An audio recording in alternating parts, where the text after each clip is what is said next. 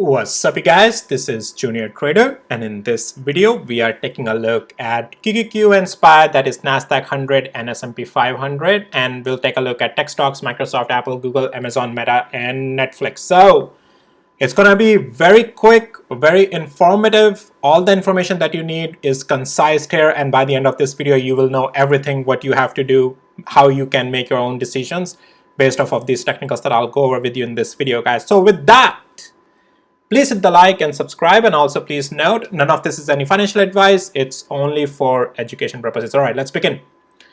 Guys, let's begin. Gravity is in full force on the market, guys. This is falling like a falling stone.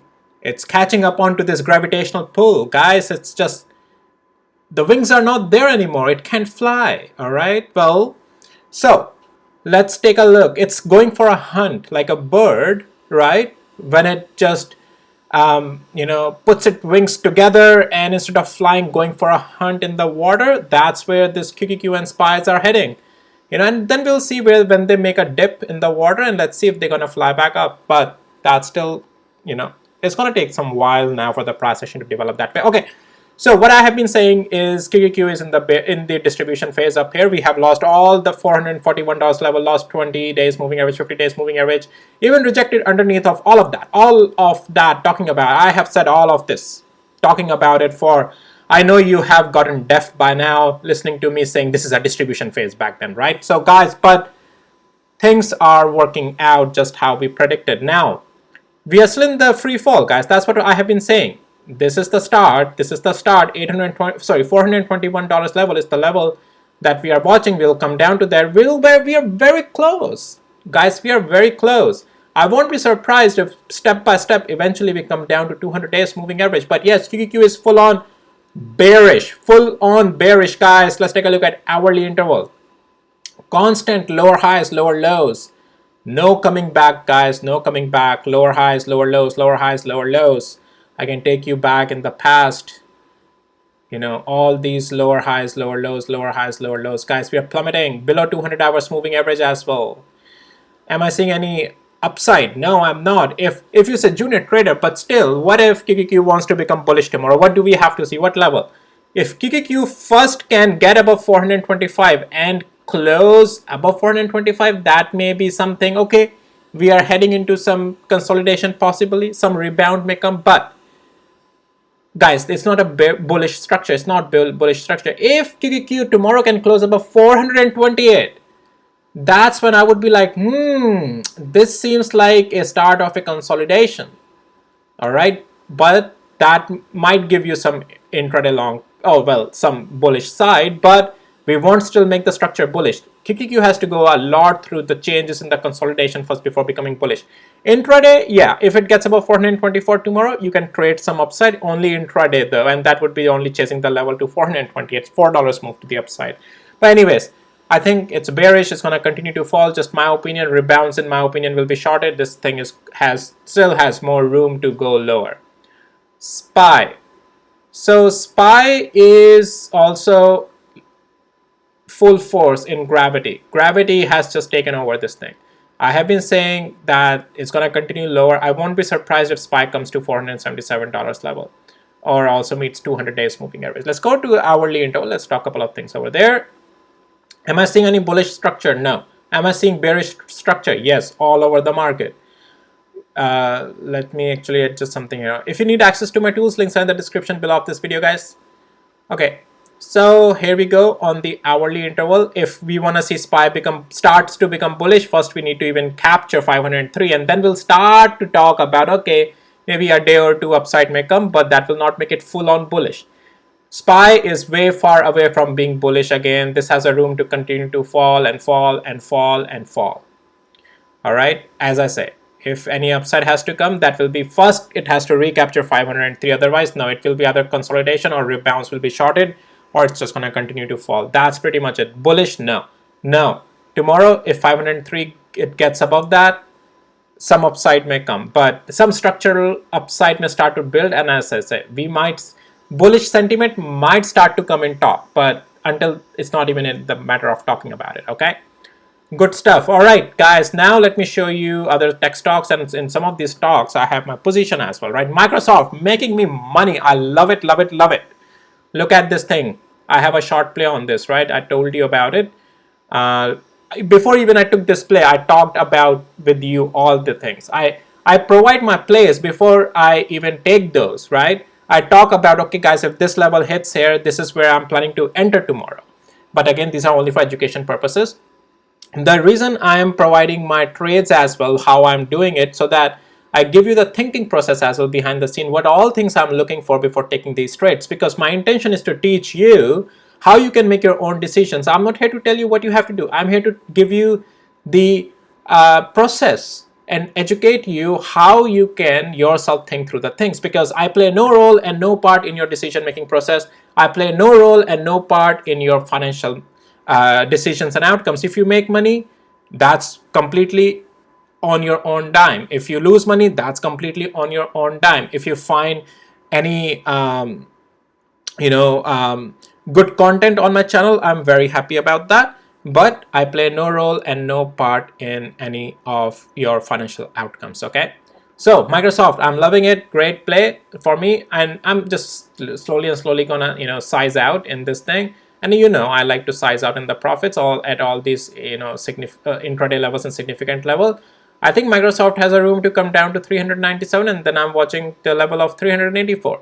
Apple, poor thing, selling off, continues to sell off. I don't have any play on Apple right now, but yes, this has a room to continue to lower to the bottom of this trend line channel, and that's it. It's bearish, not bullish.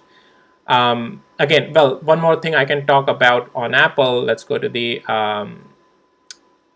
here we go. So if you want to see any upside on it, to start talking about upside, we first have to recapture 168 tomorrow. If that's not happening, forget it. 168 and some cents, 26 cents. Okay. All right, Google. Let's take a look at that. Daily interval. So my short position still hasn't triggered. I have that thing put it there, but the order is just not getting there. Google is still standing strong, guys, up there. I don't know if at this point I want to take this position, because when things gets too stagnated, I really don't want to take these positions. Yeah, guys, okay, let me actually bring it, I'm not going to take this position. I just don't feel it. Google is not feeling right for me right now. I'm going to delete it. No. Okay, Google is still standing strong. That's surprising. I'll watch tomorrow the level of 155. That may bring some upside. And tomorrow, no, maybe I'll talk about it. Not tomorrow, though. I'm not opening display on Friday on Google. If I'll open display on Monday, I'll talk about to you guys over the weekend. I want to see tomorrow's price action. But yeah, it's still standing strong. It's not, yeah, you might say, well, market is bearish, but Google is strong. Yeah, guys.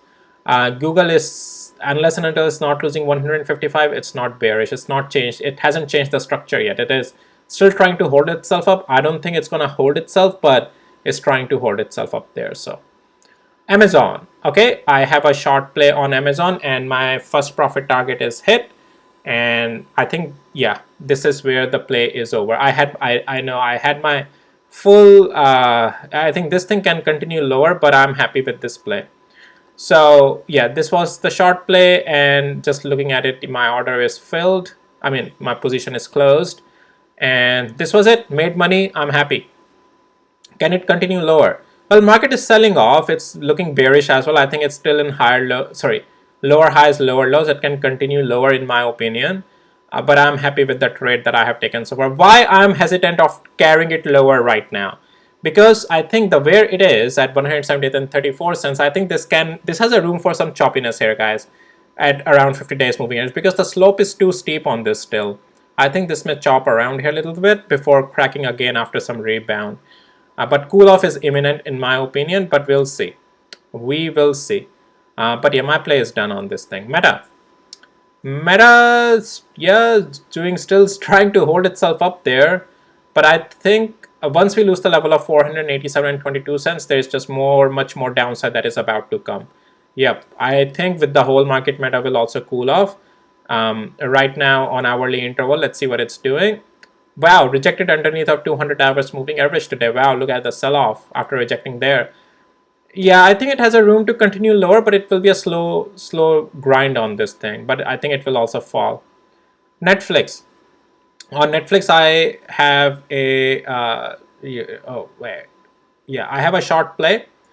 And luckily, well, yeah, I was in a drawdown quite badly here. You can see that wick went up on the top, but since candle never closed there, I was fine.